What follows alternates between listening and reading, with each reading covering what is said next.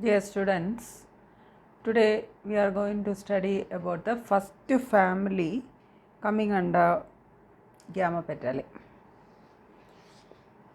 And remember the characteristics of Gamma Petalae.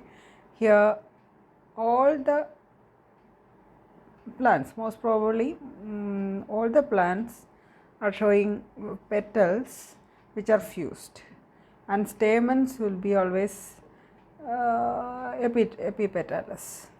Okay, and its systematic position is class Dicotyledons, subclass Gamopetalae, series Inferae, order Rubiales, family Rubiaceae. Oh, this is a very familiar family because most of the members coming under or genus coming under this family is very familiar to you. So the family includes about 380 genera and nearly 4,600 species, and it is represented or found normally in tropical climatic conditions. But sometimes some plants are also found in temperate region also. And for example, Gallium, the species Gallium is found in the temperate regions. Most of the members are mesophytic. They are showing mesophytic climatic conditions, that is, especially they can live the climate like our area. And one species is there which is showing xerophytic conditions, that is Randia. And in coming slides we can see the specialities of Randia species. And it is actually this first photo here, it is, that is Theti or Techi, it is botanical name Ixora. Okay, so coming to the topic Rubiaceae. First we will study about the vegetative characteristics of the Rubiaceae. That is, first we will discuss about its habit, and they are mostly shrubs and trees, and few herbs are also there. Here some examples are there. It's very familiar family. That is, here for shrubs examples are Gardenia, that is the first photograph, Gardenia, and it is Gandharajan. In Malayalam it is known as Gandharajan. And then Ixora, that is Theti, Musanda, then Hamelia. And trees are Morinda, Adaina, and few herbs are there, that is Gallium, and the temperate species, that is Gallium, and Rubia is there. And many of these family members are with some sort of medicinal properties also. And this is the Morinda tinctoria, that is it's very common plant in our area. It is in Malayalam it is Manjanati. Then it is Gallium. This is a mesophytic species, and some species are showing xerophytic adaptations. And root is normally branched taproot system, but stem is erect, herbaceous, woody or twining. That is twining species. Here is a photograph is there, that is Menetia, and it's also found in this Cordifolia species. This we can see in hilly sides of our area also. And Uncaria, here it is Uncaria, that is like a nearby species of Kadambu Maram, Kadambu, and this Uncaria gambhir. And here we can see this very strong this hooks, which is a climber. Okay, and the stem is normally branched, cylindrical, or sometimes angular and hairy or smooth. That is the stem characteristics. And coming to leaves, Leaves are colline, ramal. I am not explaining once again what is the meaning of colline. It's already studied in many families. Previously we studied. Opposite or verticillate. Here what is the meaning of verticillate?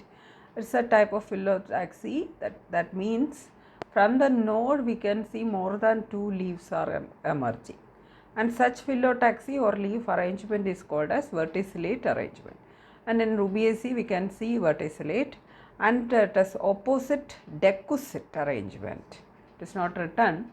And in Ixora, we can see opposite decussate. Here also we can see this opposite decussate arrangement. And that is from the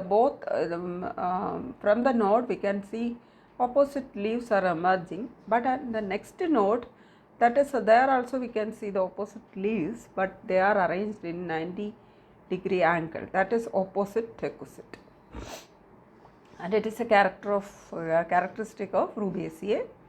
Then normally this leaf margin is entire, smooth, and in some cases we can see toothed margin. Stipule are present, so stipulate leaves, and some cases, for example in pendas, the stipules are bristle like, bristle pole, and in some cases the stipules are leaf like or leafy, and in, for example, Gallium rubia, here the small leaf like structures are also there, and it is actually stipules, and it is a modified stipule, and mostly interpetular, because the opposite here the small leaf like structure, it is in between the two opposite leaves. Here the small third leaf, it appearing like third leaf, that is, it's actually a stipule, and it is interpetular. So interpetular stipule is the characteristic of Rubiaceae. Clear? And the unicostate reticulate venation. One main vein is there, so it is unicostate type. So these are the speciality of leaves. What are they? Colline, ramal, opposite decussate, and verticillate.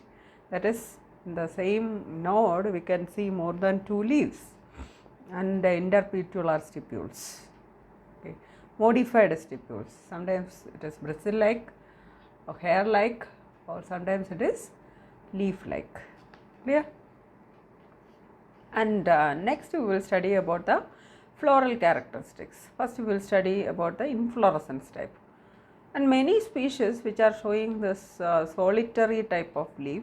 Here the first photograph explained the beautiful gardenia flower, that is Gandharajan flower, and it is solitary, single flowered, and sometimes we can see cymose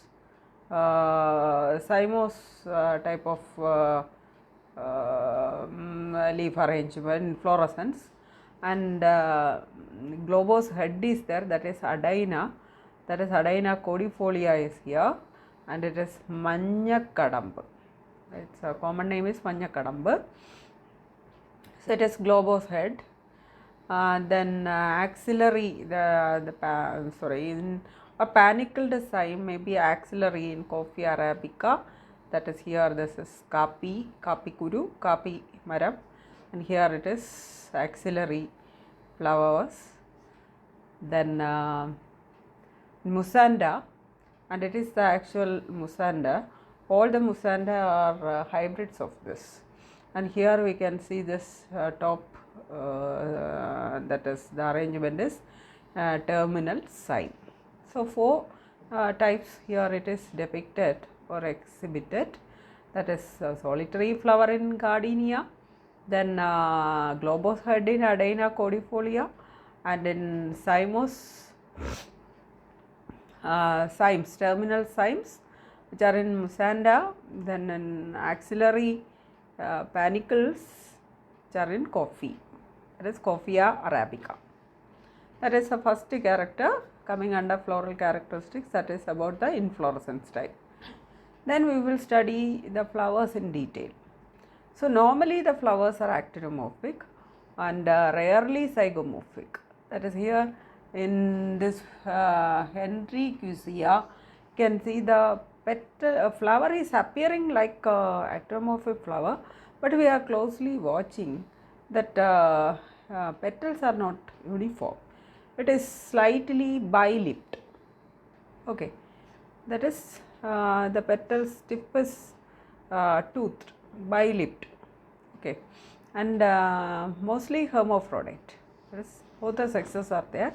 Bisexual flowers, and rarely unisexuals are also there. Epigynous flowers, pedicellate or sessile. Here this in Randia, this is the xerophytic plant Randia. Here this flowers are sessile, there is no petiole. Okay, and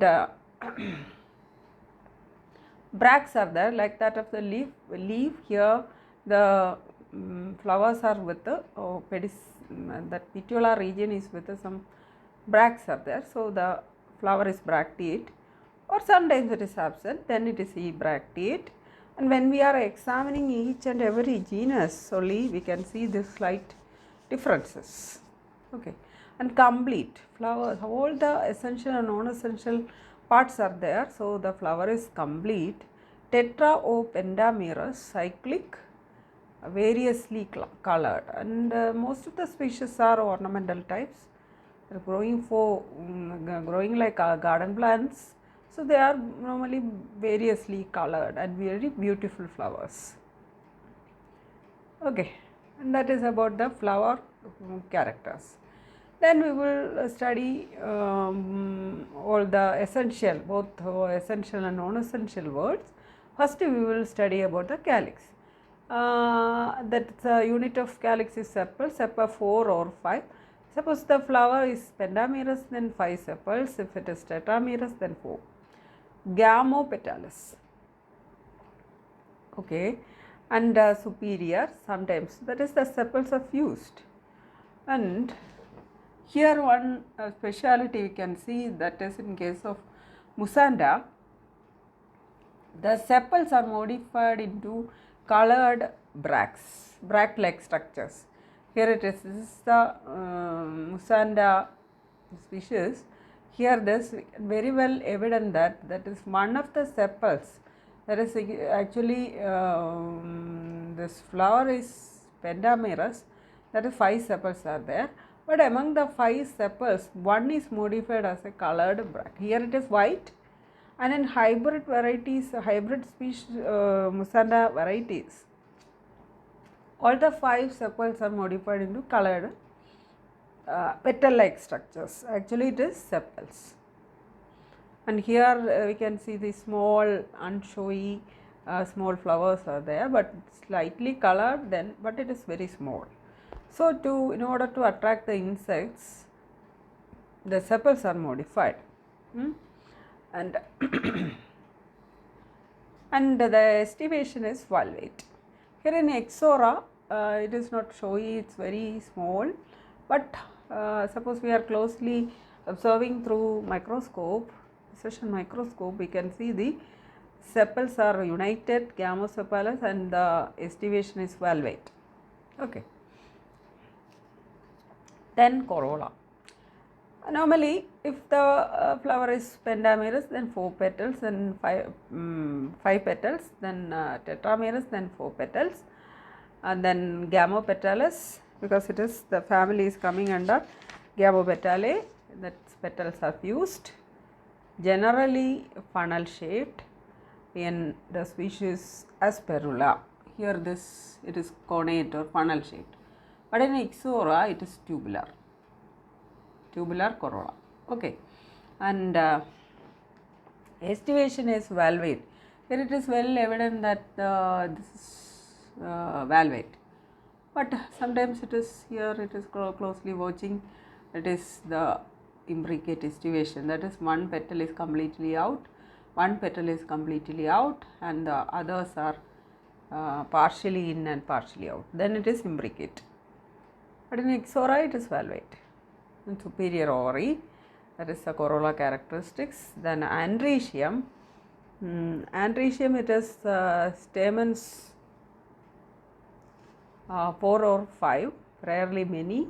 That is in Gardenia it is many. Epipetalis, that is the character of gamma petalae, and alternipetalis, that means it is alternating with the petals. Here it is very well clear, it is the petal alternated with the stamens, and it is also Rubiaceae character, inserted near the mouth of the corolla tube. Like for example, suppose we are doing practical studies on Ixora, that is the corolla is tubular and the mouth of the corolla tube is with the petals, and it is attached with the petals. Epipetalous nature is there. Diathecous and intros dehiscing longitudinally. Here it is dehisced. Longitudinal dehisced, the pollen grains are attached with the stigma. And that is about the androecium characters.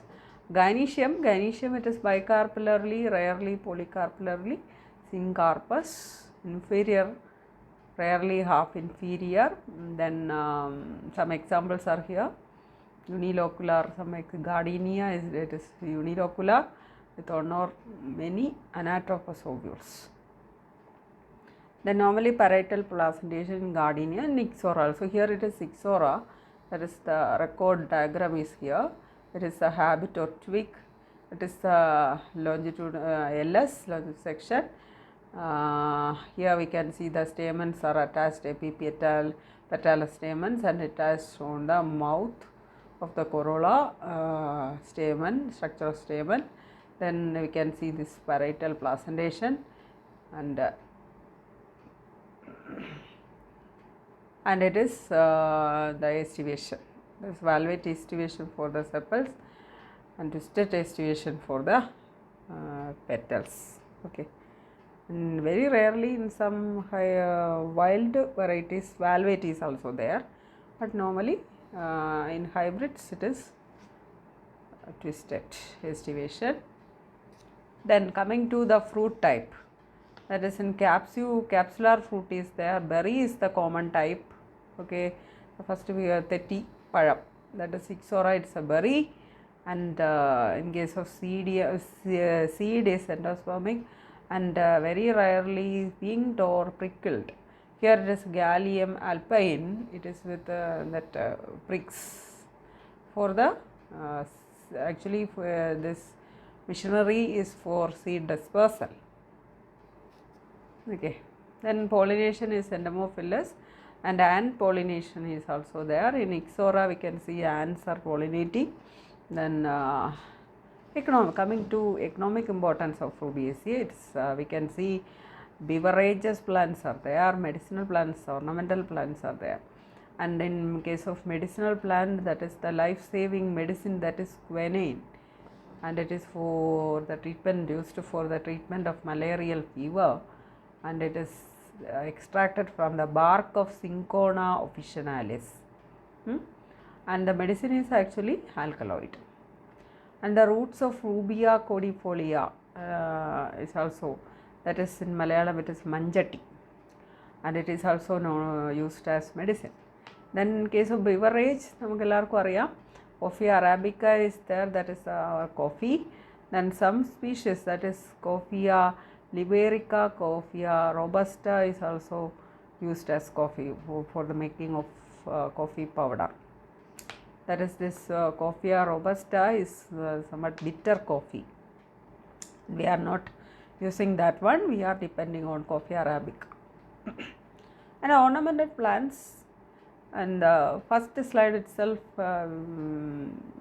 studied about many of these showy colorful flowers, that is Rubia, Hamelia, Gardenia, Ixora, Musanda, and many more that ornamental flowers are there. In case of Ixora itself, we can see Ixora coccinea, Ixora acuminata, Ixora javanica, all are with showy flowers, and and these are the economical importance. That here we can see this Syngona officinalis, and its bark. From this bark vanillin is extracted, and this is Ubia cordifolia, that is manja tea. The roots, dried roots are there, and it's with a medicinal value, and these are the important characteristics related to the Rubiaceae. And it is very easy to identify the plants due to the very identifiable characteristics, and many of the species is with this gamma petale characteristics, and it is very familiar. Okay, and from these we can see many diagnostic features are there for the Rubiaceae family, that is leaf symbol opposite a whorled with interpetular or intrapetular stipules. Inflorescence usually cymose, panicles or cymes. Flowers 4 or 5 meras, that is tetramerous or pentamerous. Bisexual, regular flower, epigenous flower. Then corolla tubular, rotate or funnel shaped. Lobes sometimes valvate. Stamens 4 to 5 and inserted on the corolla tube and alternate with the corona lobes. Okay. And carpels usually 2, syncarpus inferior with 1 or many ovules on axial placentation or parietal placentation. Fruit is a berry, sometimes capsule is also we can see. Okay, these are the diagnostic characteristics or which we can use to identify the plants. Okay, and study well. If you are having any doubt, please ask. Okay, thank you.